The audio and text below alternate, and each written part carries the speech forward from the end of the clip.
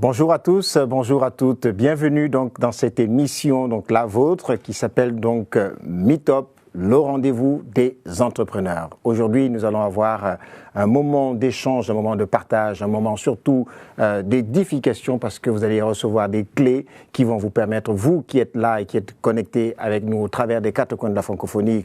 Aujourd'hui, c'est votre rendez-vous, c'est le jour où vous allez recevoir, donc, comme je disais tout à l'heure, donc, des clés qui vont vous permettre, vous qui n'avez pas encore commencé à entreprendre, ou bien vous qui êtes déjà entrepreneur, de recevoir donc, des clés vous permettant de savoir comment est-ce qu'on fait en temps de crise. La crise, aujourd'hui, elle est actuelle, c'est un sujet d'actualité qui a eu des conséquences, tantôt des conséquences négatives, tantôt des conséquences positives chez certains entrepreneurs.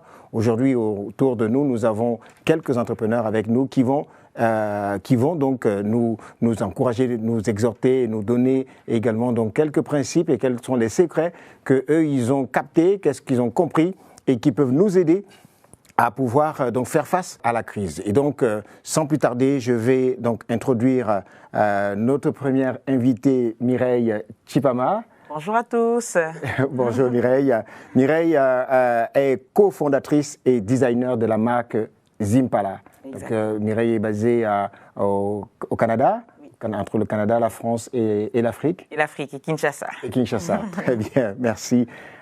Également, donc, nous avons Gracien de Souza qui est directeur général de la société Afalco, African Aluminium Company.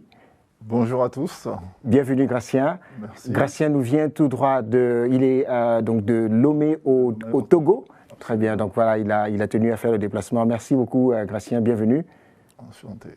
Et donc à ma gauche, j'ai ici donc avec moi Alain-Patrice Galleux. Bonjour à tous.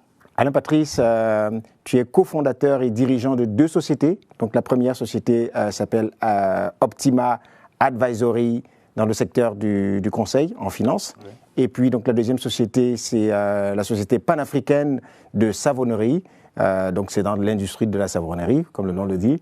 Donc Alain-Patrice évolue à la fois en France, en Belgique et au Cameroun. Voilà, bienvenue Alain-Patrice. Et également donc nous avons Nathanaël Bruno. Bonjour à tous.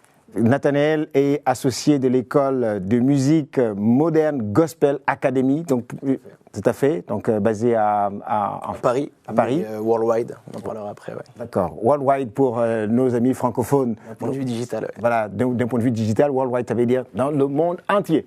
Voilà. Ok. voilà. Donc bienvenue à tous. Alors, j'étais en train de dire tout à l'heure que le thème de l'émission, c'est l'entrepreneuriat, ce sont briller en temps de crise. Et aujourd'hui, la crise a fait d'énormes dégâts. On va le voir tout au long de cette émission, comment la crise chez certains s'est révélée comme un coup de frein. C'est-à-dire parce qu'on voit aujourd'hui un nombre impressionnant d'entreprises qui ont mis la clé sous le paillasson, qui ont fermé. L'Union européenne donne comme prévision, je ne sais pas si vous vous rendez compte, donne comme prévision une hausse de l'ordre de 32%, de plus de 32% du nombre d'entreprises qui vont faire faillite ou qui auront fait faillite entre 2019 et 2021. C'est absolument énorme, c'est très important.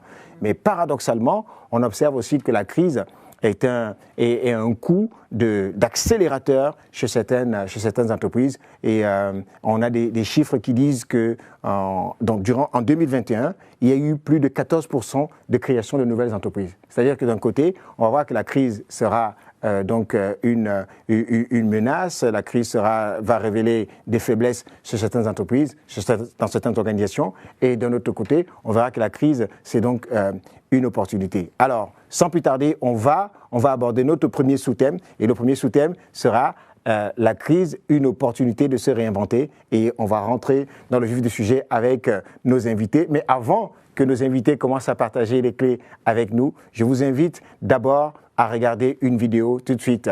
Merci beaucoup.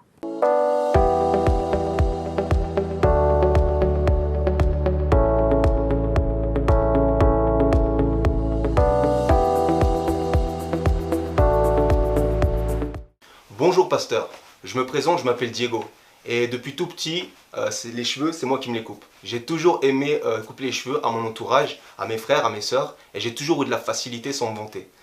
En 2018, j'ai eu à cœur d'ouvrir mon salon de coiffure. Et par la grâce de Dieu, tout allait bien, je prospérais par la grâce de Dieu. Mais lorsque le confinement est arrivé, lors de la première vague, j'ai pas pu exercer mon activité. Suite à la deuxième vague, j'ai failli mettre les clés sous la porte. Donc, moi, ma question, c'est que je suis enfant de Dieu. On reçoit des enseignements comme quoi on doit prospérer. Un enfant de Dieu ne peut pas ne pas prospérer. Mais moi, clairement, je vis un échec en ce moment. Pasteur, s'il vous plaît, donnez-moi des clés pratiques pour que je puisse vivre le succès dans ces périodes-là.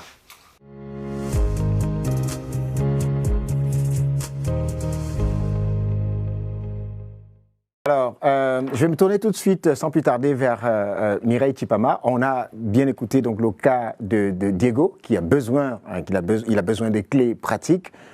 Comment se réinventer en temps de crise. Donc, Mireille, déjà, est-ce que vous pouvez nous dire comment la crise a impacté ton secteur d'activité et quelles sont les clés que tu as mises en place pour pouvoir te réinventer? Ok. Alors, merci beaucoup, Pasteur Serge. Je crée des vêtements. Voilà, je suis cofondatrice de la marque Zimpala. Je crée des vêtements haut de gamme pour les hommes et pour les femmes. Qu'est-ce qui s'est passé justement pendant que la pandémie a frappé l'économie, a frappé tout le monde? Je me suis retrouvée que je ne crée plus des vêtements. Il n'y a plus des vêtements. Les gens ne s'habillent plus. Les gens ne vont plus dans des galas, dans des sorties où moi, mon travail, c'était proposer des vêtements haut de gamme à des hommes, aux femmes aussi, pour s'habiller. Mais là, je me retrouve avec la pandémie, voilà, oups, qu'est-ce que je vais faire? Je ne peux plus créer des vêtements. Et là, ça paralyse ma business. Je dis, qu'est-ce que je dois faire maintenant? Et tout de suite, le premier mois de la pandémie, au mois de mars, je me suis réinventée en créant des masques. Avec mes tissus, je me suis dit, je vais proposer des masques lavables, des masques réutilisables. C'est-à-dire les tissus qui servaient en fait à concevoir des vêtements. Exactement. Désormais, servent à fabriquer des masques. Pas totalement, mais il y avait des tissus en coton parce qu'il y avait quand même une spécificité à faire pour les masques. Il fallait que les tissus soient en coton. Et j'avais du tissu en coton dans mon stock. Je me suis dit, je me réinvente, allons-y créer des masques. Et là, j'ai créé des masques dans la ville où j'habite, à l'Épiphanie. J'ai fait un don des masques aux âgés, aux aînés de ma ville, qui a été vraiment un don, 200, 300, plusieurs masques. Et j'en ai vendu aussi beaucoup. Donc, une façon de me réinventer, c'était d'abord créer les masques, aller proposer autre chose que je ne faisais pas avant. Et tout de suite après, j'avais beaucoup plus de temps parce que je vous ai dit, moi, je crée des vêtements haut de gamme, des vêtements vraiment pour des événements, galas, cérémonies, mariages. Mais comme j'avais beaucoup de temps, je passais beaucoup plus de temps dans la présence du Seigneur. Amen. Et là, qu'est-ce qui m'a emmené à la fin de l'année à contacter une dame, et une dame qui m'a permis justement de créer un tissu. Alors, qu'est-ce que je dis? Et ça, c'est comment je me suis réinventée. C'est un procédé que je n'avais jamais utilisé auparavant. La création d'un tissu. Moi, je faisais de la confection. L'idée est venue d'où? L'idée est venue de mon intimité avec le Seigneur. Et je dis bien que 2020 a été une année de réflexion pour moi. J'avais beaucoup de temps libre, ça il faut le dire. Je ne créais plus des vêtements comme je le créais auparavant. Et là, j'ai passé du temps dans la présence du Seigneur, dans la présence du Saint-Esprit. Je soupirais. Je disais, Saint-Esprit, donne-moi une nouvelle stratégie. Comment je vais me réinventer justement dans cette nouvelle saison, dans cette phase où la pandémie a touché tout le monde, on le dit, hein, personne ne s'est préparé, un peu comme Diego. Et là, maintenant, moi, je me suis dit, comment me réinventer? Le Saint-Esprit m'a justement guidé dans cette nouvelle stratégie. Alors, ce procédé de création, je dis bien, création d'un tissu, je n'avais jamais fait ça auparavant. Wow. Et j'ai créé ce tissu, un procédé qu'on appelle la sublimation. Beaucoup d'entre nous ne le connaissent pas. Non. Mais alors là, j'ai eu à avoir le temps d'aller petit à petit, à faire des essais-erreurs. Et j'ai produit un tissu qui n'a jamais existé. Et voilà qu'est-ce que la pandémie, justement, par la présence du Saint-Esprit, m'a permis de créer ce nouveau tissu que je n'avais pas auparavant. Donc les notions de se réinventer, c'était des notions auxquelles tu étais déjà habitué, tu le savais, mais sauf que là, c'est le Saint-Esprit, donc dont tu es allé crier au Seigneur, et il t'a donné cela comme clé, donc voilà, une clé à activer. Exactement, je soupirais et je disais, je ne bouge pas d'ici, Saint-Esprit, tant que tu ne me donnes pas une nouvelle stratégie. Wow. Je veux avoir une nouvelle stratégie. Un temps de réflexion, très bien, mais un temps où je disais, Seigneur, je ne bouge pas d'ici, tant que tu ne me dises pas d'aller, je ne partirai pas. Et là, au mois d'octobre, je comprends ce procédé, je dis, waouh, et ce procédé m'aide aujourd'hui dans mes autres projets. Et ça, qui sait, demain, ça augmente 50% de mon chiffre d'affaires. Et ça double mon chiffre d'affaires avec ce nouveau procédé que j'ai appris justement durant la pandémie. Comment je me suis réinventé. Tu es capable de donner des idées nouvelles face à la crise. Wow. Exactement. Retenons cela. Je le confirme. Merci beaucoup. Merci beaucoup, Mireille. Donc, Gratien, je crois que, voilà, donc, et du côté de ton entreprise, ton secteur, donc la même question, comment est-ce que tes activités ont été impactées par la crise et comment est-ce que tu as pu te réinventer dans ce contexte-là? Bah, écoute, j'ai été réjoui par l'intervention de Mireille qui parle de ce que Dieu peut faire dans la vie des hommes. Moi, personnellement, et pour de crise, je peux dire que Dieu anticipe.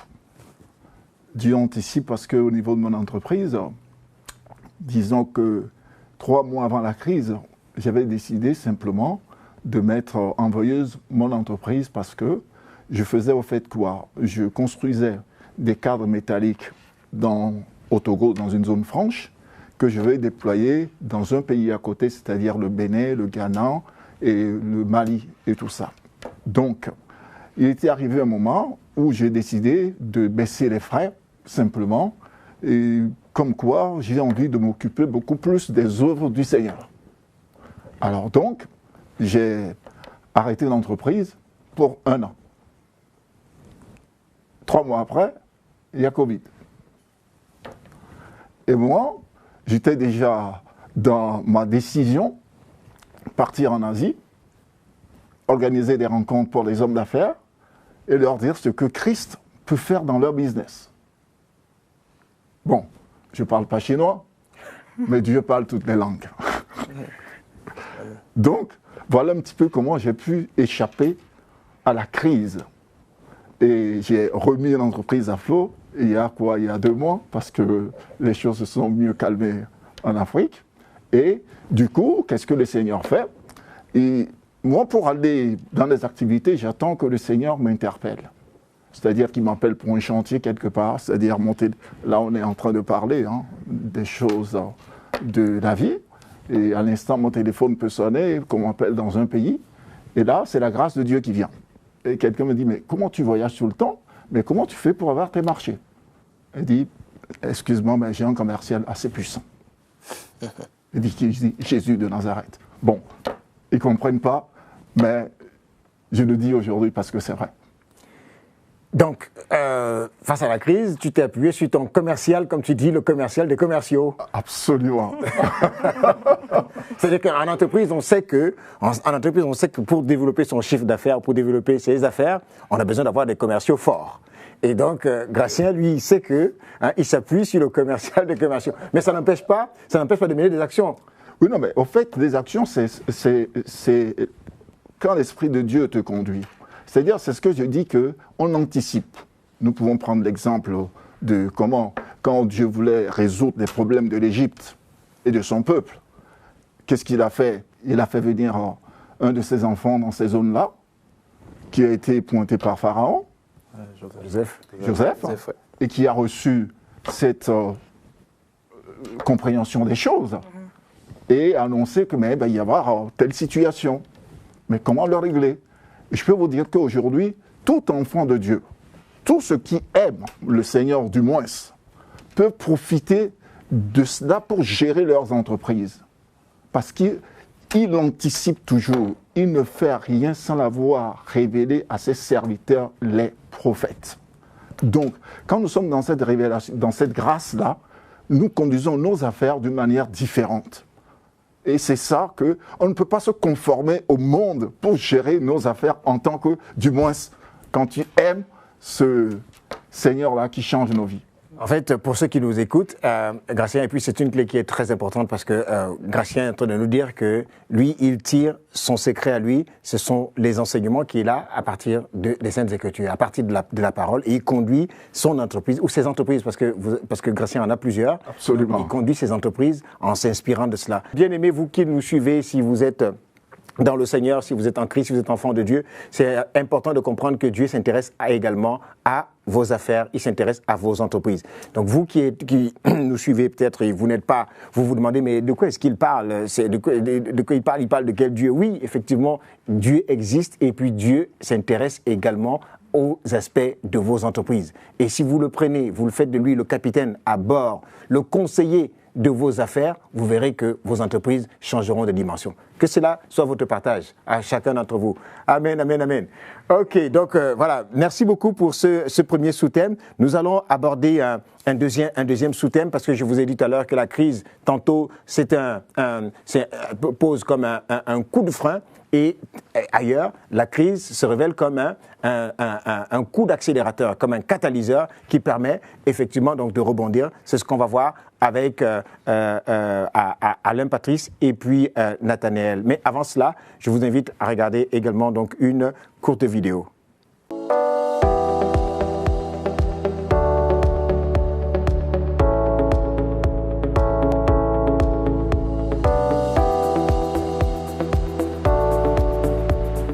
Bonjour, je m'appelle Vanessa, j'ai 34 ans et je suis coach en développement personnel pour les femmes. Donc c'est une activité que je fais déjà depuis plusieurs années. Donc mon travail consiste à accompagner les femmes, à les aider à se développer, à s'épanouir. Donc je mène des ateliers, que ce soit en France ou à l'étranger. Donc voilà, je les accompagne un peu partout, je fais des conférences. Et mon activité se déroulait plutôt bien, j'avais une bonne base de clientèle. Jusqu'au Covid, avec le confinement qui s'est passé en mars 2020. Et donc ça a eu un impact sur mon activité, je ne pouvais plus me déplacer et j'ai dû brusquement arrêter de travailler. Donc ça a été un grand tremblement parce que j'avais rien anticipé. Je faisais déjà un peu de digital, mais ma principale activité était en présentiel. Donc j'ai pris un certain temps de réflexion, je me suis même demandé si j'allais pas arrêter. Et en priant, j'ai eu cette conviction que je pouvais surfer sur la vague du digital. Donc j'ai décidé de passer en 100% dématérialisé et faire des conférences en ligne, donc toujours à destination des femmes. Donc ça m'a permis de faire des conférences, d'être partout à la fois en même temps. Et du coup, ma clientèle a explosé, mon chiffre d'affaires a augmenté par 4. Et donc ça a été une très bonne chose. Donc au final, malgré les tremblements, mon entreprise a quand même eu une résilience. Et au final, le Covid a été très bénéfique pour mon activité.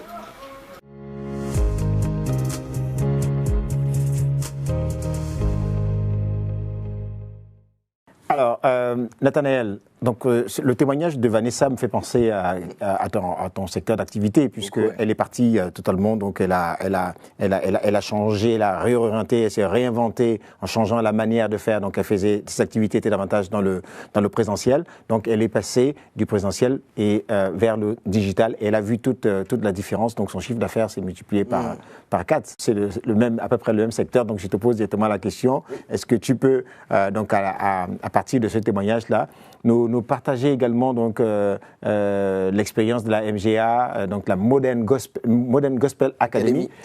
Comment est-ce que la crise donc a impacté et influencé donc votre secteur d'activité, et puis qu'est-ce que vous avez mis en place pour pouvoir y faire face? Ça a été un accélérateur pour vous?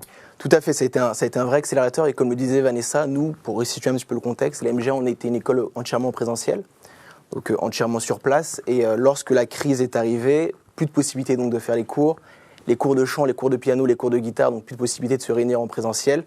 Et de là, en fait, on a dû donc passer au digital, donc passer en ligne. Et ça a été pour nous un vrai catalyseur parce que on faisait à peu près en présentiel 500 élèves par an. Et avec le digital, on est passé donc durant la période du Covid à pratiquement 5000 élèves. Wow.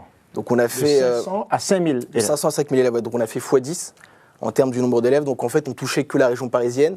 Et on avait beaucoup d'appels du Macédonien, des personnes qui étaient au Canada, des personnes qui étaient même en Suède, en Norvège, au Portugal. Les Macédoniens, parce que pour ceux qui nous regardent... Des personnes qui nous demandaient de venir sur place pour ouvrir les écoles. Et en fait, le digital en fait, est venu répondre à cette demande de ces personnes. Donc pour nous, c'était vraiment un catalyseur, c'était vraiment une piste, je dirais pas de lancement, on était déjà lancé, mais un vrai accélérateur, où on est passé donc de 500 élèves par an à pratiquement 5000 élèves.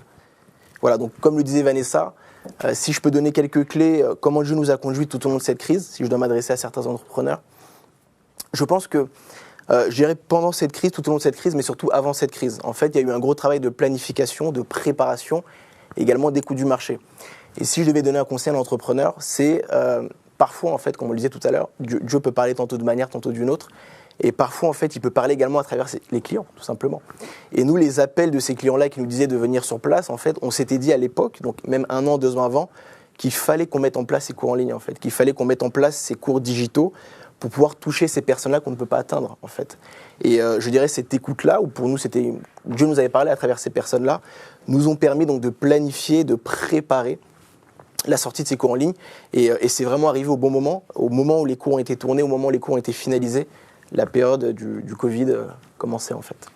C'est-à-dire que vous avez en quelque sorte anticipé, Dieu vous a conduit un peu à anticiper. Et c'est dans ce sens-là que tu parles de la planification. Exactement. Okay. Ouais. Donc vous avez déjà senti le besoin.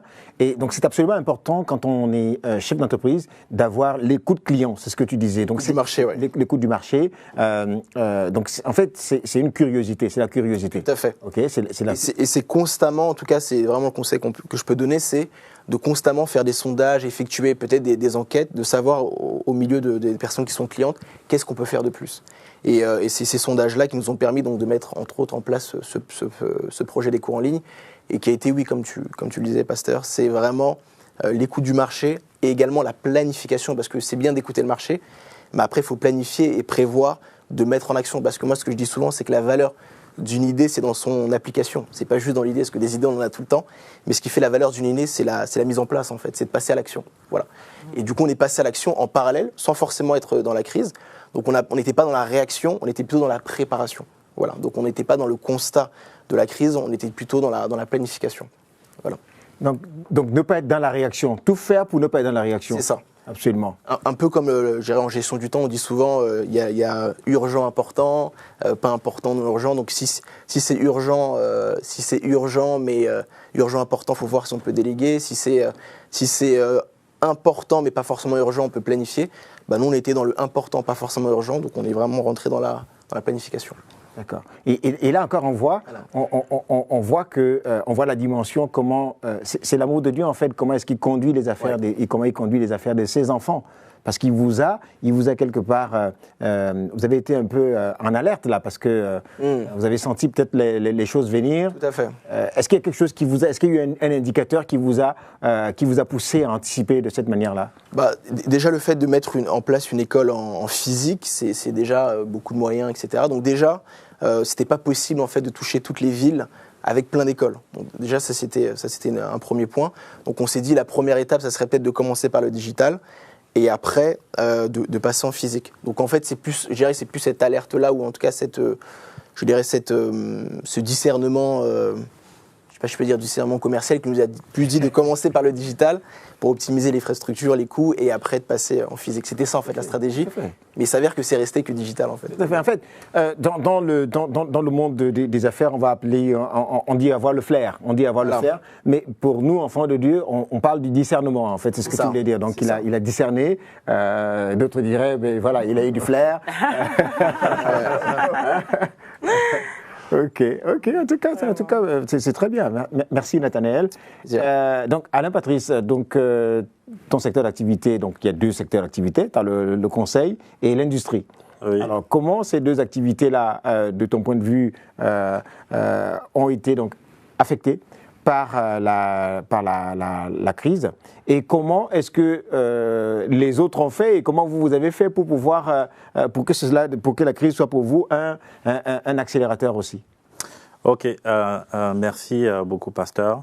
Donc, faute de temps, je vais me focaliser uniquement sur l'entreprise de conseil. Donc, avant tout, je souhaite expliquer comment on gagne et comment on perd l'argent en conseil. Donc, c'est du conseil auprès des institutions financières, donc les banques, assurances et différentes sociétés de gestion. Et comment est-ce qu'on gagne l'argent? On recrute des personnes qu'on positionne auprès des banques pour justement des missions qui peuvent aller sur plusieurs mois, voire plusieurs années. On est payé et puis ces personnes qui sont salariées chez nous reçoivent un salaire mensuel.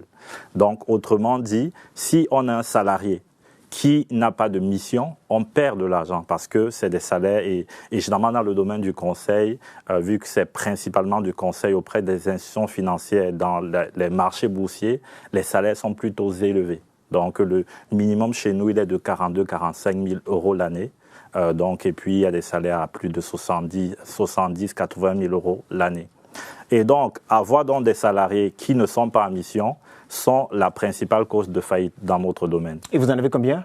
Nous, actuellement, on a un peu plus d'une quarantaine. Donc, oui, environ 43 collaborateurs. Donc, comment est-ce que notre secteur a été impacté?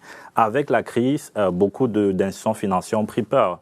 Et donc, vu qu'elles n'avaient pas une bonne visibilité sur ce qui allait se passer plus tard, elles en ont décidé de couper les budgets. Et couper les budgets veut dire couper les missions. Et donc, il y a dans notre secteur une baisse du chiffre d'affaires observée dans l'ensemble du secteur en France de 11%. C'est-à-dire 11% de baisse dans l'ensemble du secteur du conseil en France, oui. En France. Et il y a des centaines de boîtes qui ont fait faillite. Des centaines d'entreprises dans le même domaine qui ont fait faillite. Oui. Et dans le même temps, ce qui est extraordinaire, et je vais vous expliquer un peu les clés que nous avons saisies et mis en application, ce qui est extraordinaire, c'est que dans le même temps, nous sommes une entreprise jeune, on a été créé en 2017. Jusqu'en 2019, on avait 4,2 millions d'euros de chiffre d'affaires. Et en 2020, on a fait 6,3 millions d'euros de chiffre d'affaires. Ça veut dire qu'on a pris plus 2 millions en temps de crise. Et ça fait un ratio, ça fait combien? Plus 54%. Plus 54% de chiffre d'affaires? Oui, de chiffre d'affaires, oui. Waouh! En 2 ans? Non, 54, plus en un an, en 2020. D'accord, en un an. En 2020, on a fait plus 54% de chiffre d'affaires. Et donc, en temps de crise. En temps de crise. En temps de crise. Et donc, pendant que d'autres ont fermé, nous, on est là, on est plus solide, on est plus compétitif. Et ça intéresse plus les entrepreneurs qui sont en train d'écouter. Mais comment vous avez fait? Donc, comment est-ce qu'on a fait, justement? Moi, je découpe un peu notre histoire en trois grandes phases. La première phase, c'était avant le Covid. Avant le Covid, par la grâce de Dieu, on a eu la conviction qu'il fallait freiner nos recrutements. Pourquoi? Parce qu'on avait pour habitude, depuis la création en 2017, de recruter massivement en début d'année et puis de chercher à positionner nos consultants. Donc, ça veut dire qu'en début d'année, on avait environ 200 000 euros ou plus de masse salariale qu'on payait qui ne nous rapportait rien. Mais on le faisait parce qu'on savait qu'on avait de bons profils qu'on allait finir par positionner. Et donc, en 2019, malgré la belle croissance, puisque de manière générale, chaque année, on faisait plus de 100%, plus de 100% de croissance chaque année. Et donc, on était sur une très belle trajectoire et on avait la tentation de continuer. Mais en fin 2019, on s'est dit non, là, on arrête, on ne recrute plus comme on le faisait. Et donc, cette décision s'est avérée salutaire en mars, lorsqu'on a découvert que la crise a éclaté. Donc là, c'était la première chose, je dirais, la conviction. Et donc, ce que je peux donner comme premier conseil, c'est de dire qu'un entrepreneur est un homme de conviction.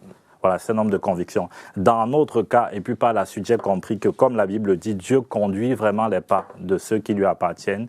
Il conduit vraiment les pas des justes à travers cette conviction interne, ce témoignage interne qu'il dépose dans les cœurs. Donc, nous devons faire plus attention, l'écouter pendant que nous marchons avec lui dans la direction de nos affaires. C'est-à-dire que Dieu parle au travers, donc voilà, en tant que chef d'entreprise, Dieu il vous donne une idée, et vous en êtes convaincu. C'est-à-dire que vous discernez, vous sondez quand même pour savoir, ça peut être votre pensée, ou, voilà, à quel moment ça devient une conviction à l'intérieur d'un chef d'entreprise. Dans notre cas, il n'y avait pas d'éléments factuels qui pouvaient soutenir la décision que nous avons prise. Parce que nous étions en pleine croissance, nous avons de nouveaux clients, sur le marché, on commence à avoir un nom reconnu et donc la tendance aurait été de dire continuons de croître. Mais là, on a dit non, arrêtons de recruter. Donc, c'était vraiment le fruit d'une conviction sans qu'on ne puisse l'expliquer réellement. Parce que tous les chefs d'entreprise qui sont autour de la table nous diront, quand on est en temps de croissance comme cela, l'entreprise croît, tous les indicateurs, tous les signaux sont au vert. On peut se dire, ce sera toujours comme ça, mais allons-y, en termes de recrutement, il y aura toujours des besoins, il y aura toujours des conseils, surtout dans son domaine à lui, il y aura toujours des banques, il y aura toujours des assurances, il y aura toujours des compagnies d'assurance, donc on aurait pu avoir la tendance à se dire, je continue de recruter, comme ça je vais peut-être me diversifier, mais eux, dans leur cas, ils ont su prendre la décision à ce moment-là de se dire, on arrête le recrutement et ça s'est avéré plus tard salutaire pour vous. Salutaire, très salutaire. Et donc la deuxième chose qui s'est produite, c'est qu'on a réinventé notre modèle. Dans notre modèle d'affaires, on l'a retravaillé pour l'optimiser. Et donc ça, c'est un conseil que je donne aux entrepreneurs, c'est de pouvoir constamment, de manière générale chaque année, mais plus encore en temps de crise. Plus encore en temps de crise, il est important de s'asseoir, de revoir totalement le modèle. Dans le modèle d'affaires, il y a différentes briques dans le modèle. Et le but du modèle, c'est de savoir comment est-ce qu'on crée de la valeur aux clients et comment est-ce qu'on génère de la rentabilité. Et donc, l'idée, c'est de voir dans les différents maillons, comment est-ce que je peux optimiser. Et donc là, on a travaillé, que ce soit l'approche commerciale, que ce soit la gestion de la relation clientèle, que ce soit la manière de facturer, que ce soit notre structure de coûts, que ce soit le système de distribution, la manière de communiquer. Du moins, tout ce modèle-là, on l'a retravaillé, on l'a optimisé, ce qui nous a permis de pouvoir être à l'affût de tous les nouveaux besoins, même s'il y en avait peu. Et ce peu qu'il y avait sur le marché, on a saisi beaucoup. Et donc, c'est ça qui explique la croissance. On n'a pas perdu, on a eu les plus de millions d'euros de chiffre d'affaires. C'est-à-dire que finalement, être à la tête d'une entreprise, c'est pas juste un positionnement, c'est pas juste le fait de se dire j'ai créé mon entreprise et puis tout roule. Mais il faut s'asseoir.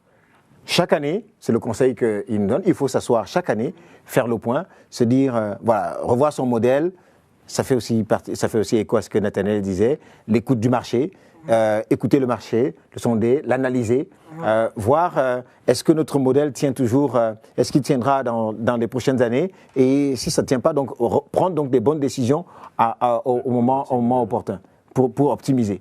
Donc c'est ce qu'ils ont fait. Voilà, donc ce sont des clés.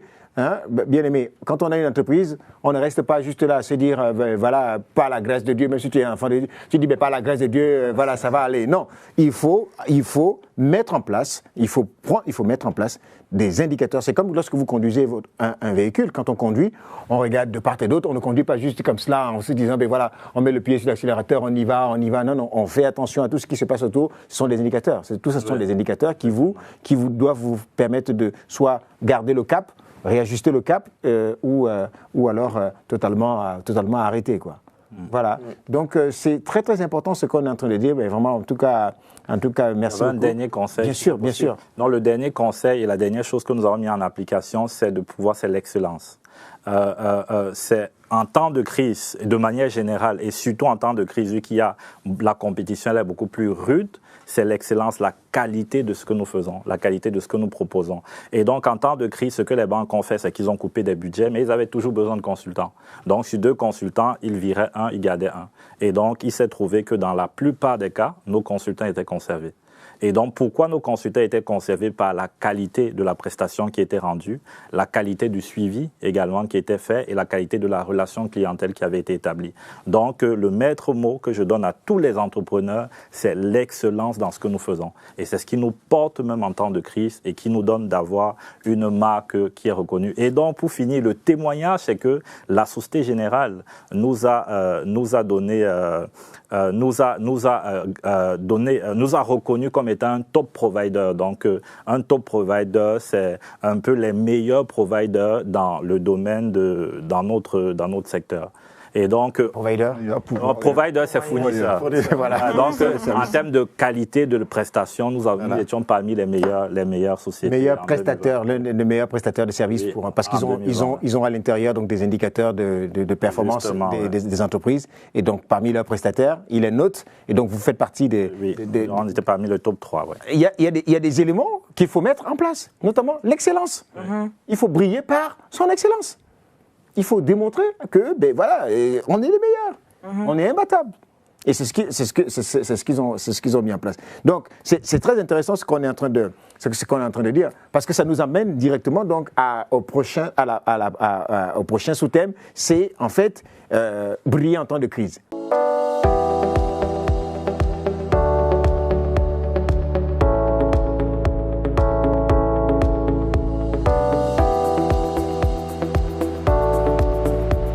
Au travers de tout ce qu'on s'est dit, on entend briller. Et puis, comme j'ai dit tout à l'heure, est-ce que c'est simplement le fait de se dire, comme en tant qu'enfant de Dieu, c'est-à-dire celui qui est né de nouveau, voilà, j'ai mon entreprise, je brille. Est-ce que c'est ça? Est-ce que briller, c'est se dire, je fais du chiffre d'affaires, plus je fais du chiffre d'affaires, plus je brille. Est-ce que briller, c'est le nombre d'entreprises qu'on a pu créer? Est-ce que briller, c'est le nombre de salariés qu'on a? Qu'est-ce que briller pour vous en temps de crise? Bon, voilà, c'est la place, le débat est ouvert. Hein, pour aller dans le sens de ce que disait Alain Patrice, je pense qu'il y a la notion d'impact en fait qui est importante.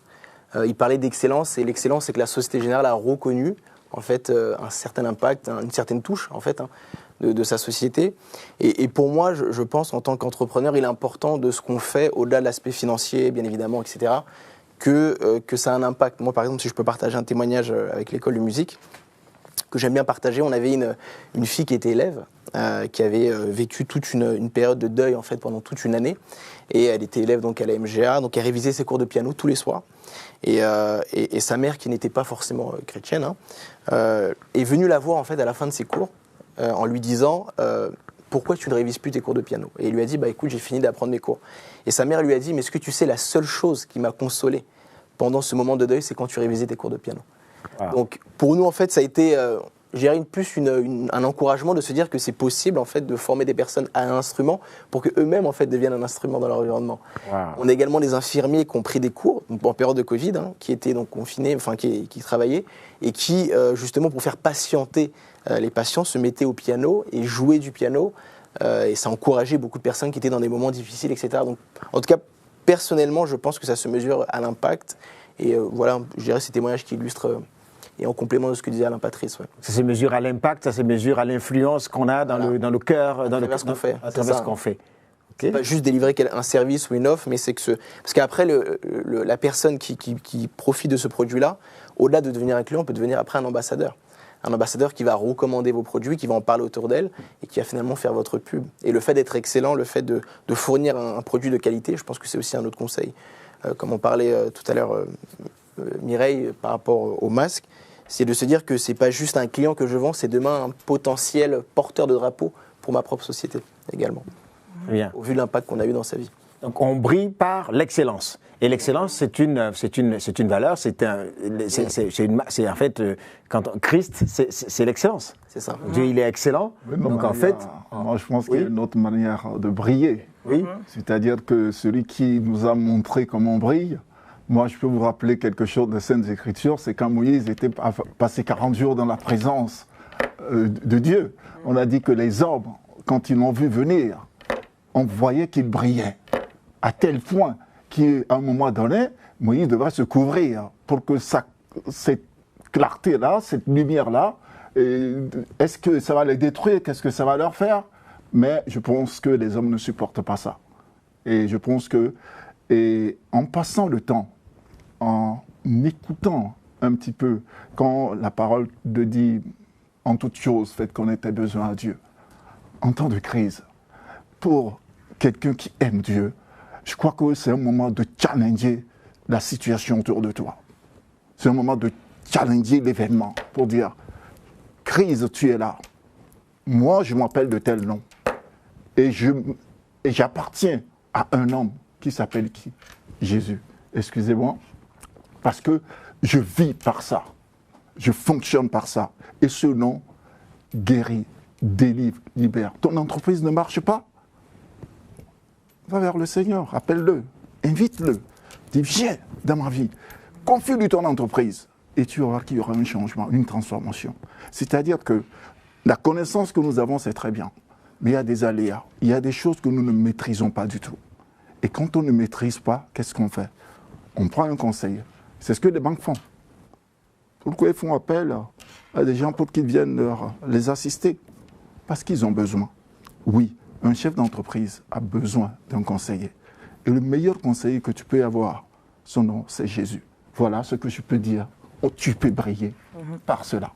Très bien. Amen, amen. Très bien, mais amen, amen. Merci, merci Gratien. Voilà, donc c'est briller avec l'audace, les vertus, les valeurs de Christ. Amen. Voilà. Ok. Absolument. Amen. Oui, Et pour la suite de Gratien, vraiment, c'est pour dire que nous, les entrepreneurs, nous, les chefs d'entreprise, nous devons avoir la sagesse divine, briller avec la sagesse divine.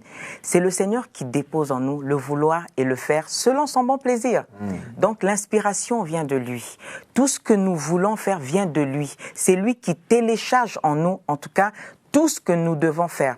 Moi, pour exemple, il y a 3 ans, j'ai lancé Zimpala il y a 4 ans, mais en 3 ans, la marque Zimpala, la marque des vêtements, j'ai habillé des premières dames, les premières ministres du Québec, j'ai habillé des grandes personnalités. Mais ça, je n'ai pu le faire que par la grâce de Dieu, parce que la sagesse, le téléchargement que j'ai reçu pour créer des vêtements, pour dessiner des vêtements, ça c'était pas ma propre sagesse. Alors je dis à tous les entrepreneurs, alors vraiment confions-nous au Seigneur. Laissons tout que le Seigneur puisse télécharger en nous la vie de Dieu.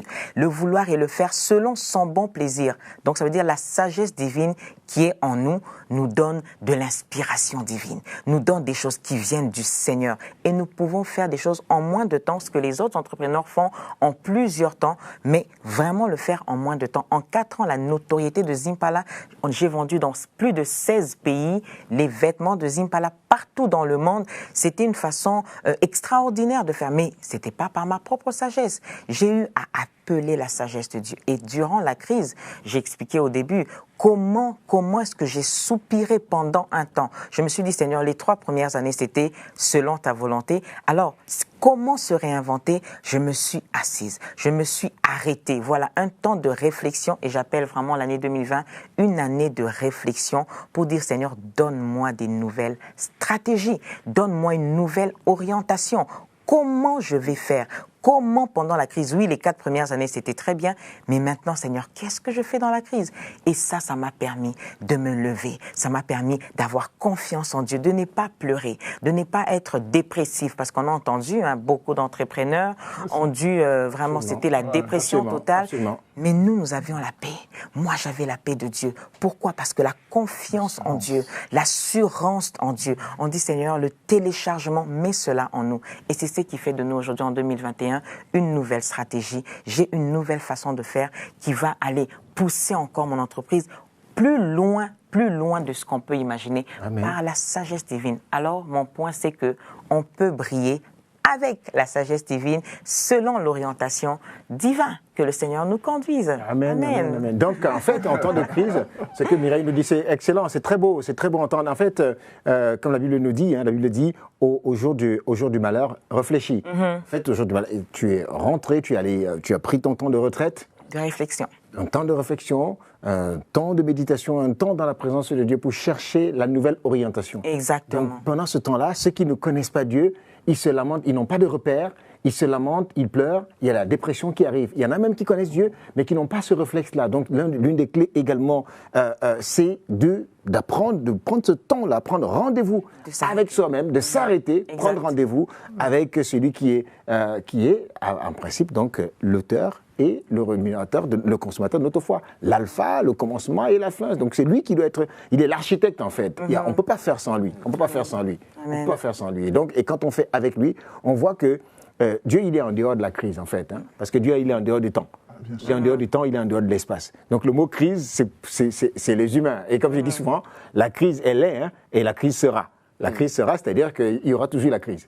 Nous qui vivons dans cette génération, si vous écoutez ce que le sage dit, nous qui vivons dans cette génération, si on faisait venir des gens qui ont vécu en 1929, je vous parlais de la crise de 1929, juste, elle est récente, hein, ouais. 1929 et même 74, même 1974. Ben, voilà, ils sont plus là, pour la plupart, les gens ont déjà oublié, mais il y a eu des gens qui ont eu la crise. Et la crise, elle est là. Nous la vivons en ce moment-ci.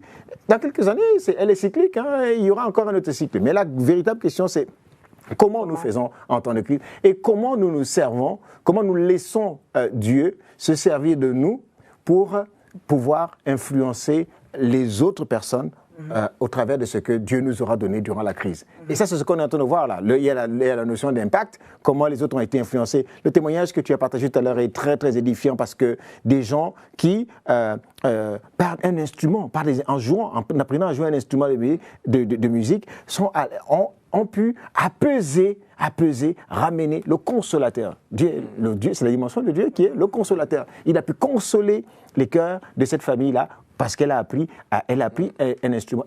En fait, est-ce que tu peux dire un peu, quand tu parlais un peu de la Modern Gospel Academy, c'est pas juste jouer un instrument, c'est plutôt quoi? Qu'est-ce que c'est le... Pour nous, alors avec mon associé, donc Cédric, la vision, en fait, pour nous, le premier objectif, c'est que les personnes se connectent à Dieu avec leur instrument. Voilà. Ça, c'est le premier objectif. C'est pas juste d'apprendre un instrument, c'est pas juste la technique, c'est que les gens se connectent à Dieu. Voilà pourquoi on a également des non-chrétiens qui s'inscrivent, hein, même des personnes de d'autres confessions qui s'inscrivent et qui reconnaissent en fait qu'il y a quelque chose lors des cours. Tout à fait. Parce qu'on partage, donc ça, premier élément, c'est ça, se connecter à Dieu, au divin. Et deuxième élément, c'est également transmettre un message, transmettre quelque chose. C'est pas juste jouer pour soi-même, mais c'est à travers ses notes de musique, à travers son piano, sa guitare ou le chant, de transmettre quelque chose à une personne. Absolument. Parce qu'on a tous reçu quelque chose, on peut le transmettre, que ce soit par la voix ou par une simple mélodie. Tout à fait. Donc avant la crise, on impactait 500 personnes. C'est ça. Et puis, depuis la crise, avec la stratégie que Dieu vous a donnée, vous avez réussi à impacter des milliers de personnes. Donc des milliers de personnes sont touchées malgré la crise au travers de l'activité. Donc en fait, c'est pas l'argent. Non. En fait, dans le monde, on crée une entreprise pour faire un profit. Mais avec Dieu, on crée une entreprise pour influencer, pour transmettre les valeurs de Dieu. Donc voilà, briller. Je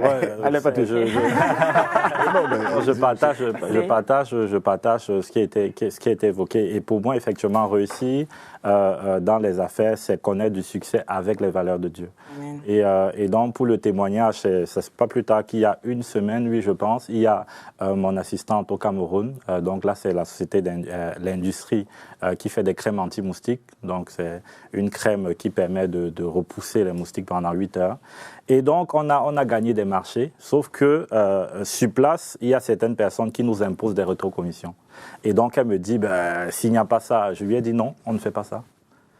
J'ai dit non, on ne fait pas ça. Et donc, pour moi, c'était non, on ne fait pas ça pour plusieurs raisons, parce que mon entreprise doit refléter ma foi. Mon entreprise doit refléter mes valeurs qui sont les valeurs de Christ. Et pour moi, si je connais du succès, on dit il a gagné plusieurs millions d'euros au Cameroun. Pour moi, si ça n'a pas été avec les valeurs de Christ, ce n'est pas une réussite. La réussite, c'est lorsque ça se passe parce qu'avec les valeurs de Christ, on peut connaître du succès. Et en appliquant les principes de Christ, de manière automatique et mécanique, on connaît le succès.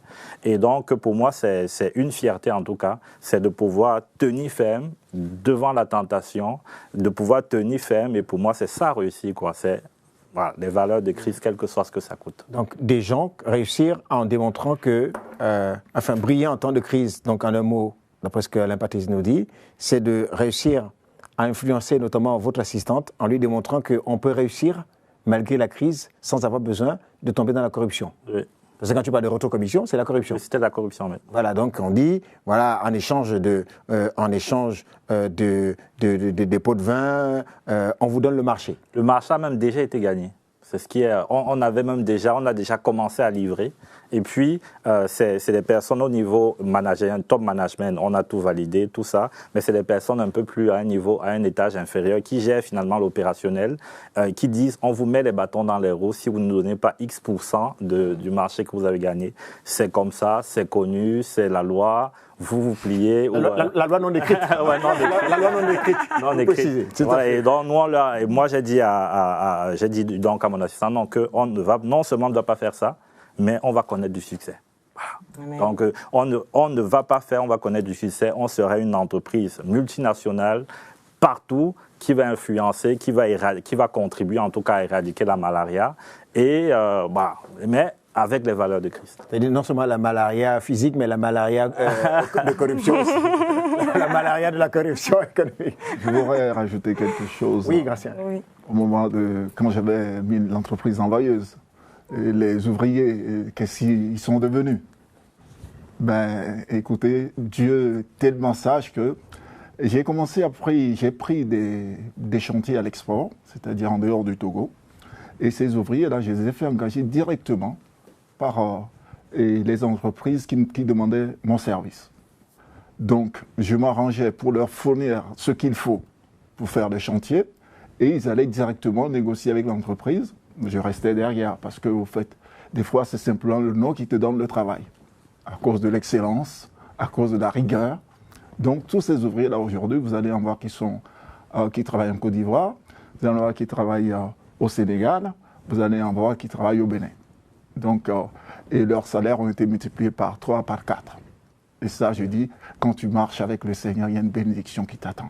Amen, amen, amen, amen. Oui, Donc, oui, tout à fait, Mireille, la bénédiction dont Gracien parle ici, je pense que c'est important, très important et tout, parce que oui, pendant la crise aussi, on se réinvente en entreprise, mais aussi, je pourrais dire, briller en étant une bénédiction pour les autres. Dans quel sens je dis?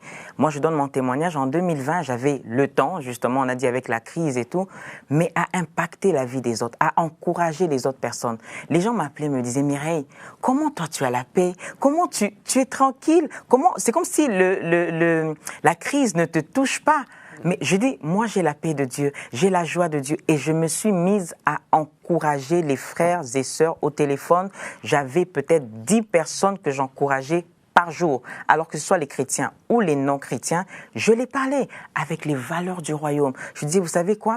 On n'a pas besoin d'être dépressif, on n'a pas besoin de pleurer. Ah, mais parce que la crise, personne ne s'est préparé à la crise. Personne n'a fait une pratique pour dire, quand la crise viendra, comment je vais me réinventer. Mais j'étais là pour encourager. Dans le sens où je dis briller, c'est être une bénédiction pour les autres, au moment où ils ont besoin de toi, d'encourager les autres personnes.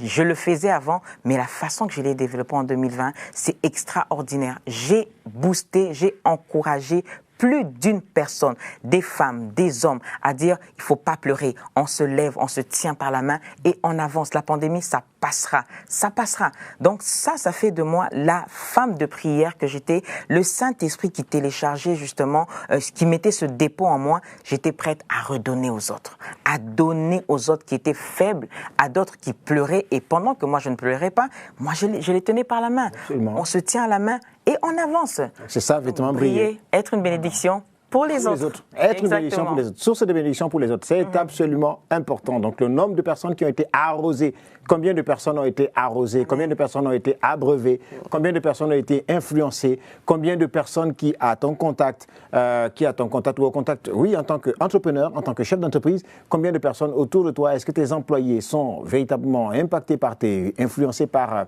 tes valeurs, par la probité, par l'honnêteté, par l'encouragement, l'exhortation, la capacité pour toi, en tant que chef d'entreprise, de pouvoir les relever, de leur dire on y va, on va y arriver malgré la crise, tenez bon. Les entreprises qui sont, comme Gracien disait tout à l'heure, les entrepreneurs, enfin pas les entrepreneurs, mais les salariés qui, parce que le patron a décidé de mettre l'entreprise en veilleuse et la question se pose de savoir qu'est-ce qu'ils vont devenir les salariés et lui, donc, il continue de chercher la face du Seigneur qui ouvre des portes. Et puis, donc, il prend ces salariés-là qui étaient dans un pays, il les délocalise dans un autre, il retrouve du travail et il gagne encore beaucoup plus. Là, ils sont en train d'être influencés. Là, on voit véritablement l'influence, l'impact. Et vous voyez, dans tout cela, on n'est pas en train de parler d'argent. Non. On ne parle pas du tout d'argent.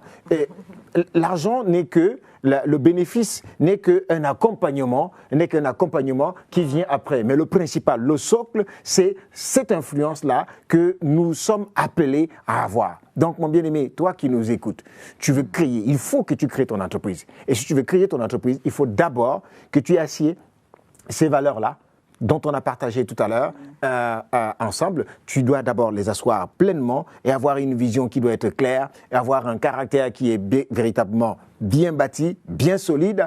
Et ensuite, donc, tu vas pouvoir, tu aies donc l'audace d'entreprendre. Et comme cela, tu vas pouvoir influencer. Donc, on ne crée pas une entreprise parce qu'on veut faire du chiffre d'affaires. On crée une entreprise parce qu'on veut arroser le plus grand nombre de personnes On veut démontrer qu'avec Christ, c'est possible. On veut démontrer qu'avec les valeurs de Christ, avec l'excellence, avec la probité, on a parlé tout à l'heure. Donc, tout cela, toutes ces choses-là, c'est les bagages, ce sont les armes que Dieu nous donne, avec l'arme de la prière aussi. Amen. Donc, être quelqu'un de consistant dans la prière, être quelqu'un qui est proche du Seigneur, qui développe son intimité avec Dieu, en mettant en place tout cela, le reste va venir, bien sûr, tout ce qui a lieu de mettre en place, que ce soit Alain Patrice nous en a parlé tout à l'heure dans son témoignage, la planification, la capacité à écouter le marché, à cerner, à discerner les nouvelles opportunités qui s'offrent à toi, et l'ouverture d'esprit. C'est autant de choses, c'est autant de clés dont on a besoin lorsque on veut être un entrepreneur, et surtout pour briller en temps de crise. J'espère que vous passez un bon moment, j'espère que ces clés vous sont véritablement utiles, et que pour toi qui étais peut-être en train de passer la situation et tu te posais la question, mais tout ce qui est dit là actuellement, je suis encore, vous n'avez peut-être pas abordé un point concernant ma situation personnelle, mon entreprise est en train de couler, je ne sais pas quoi faire, comment je peux rebondir encore en ce moment. Je pense que l'essentiel a été dit. Je crois que vraiment, au sortir d'ici, vous avez capté des vérités, des secrets. En fait, ce sont des entrepreneurs qui nous ont partagé, ils nous ont parlé de leurs expériences personnelles, ils ont parlé avec leur cœur, et je crois que nous avons véritablement capté ce cœur-là. Il faut valoriser de tels moments parce que c'est des moments qui sont rares. Et vous savez, la grâce que vous valorisez, c'est celle-là que vous attirez à vous.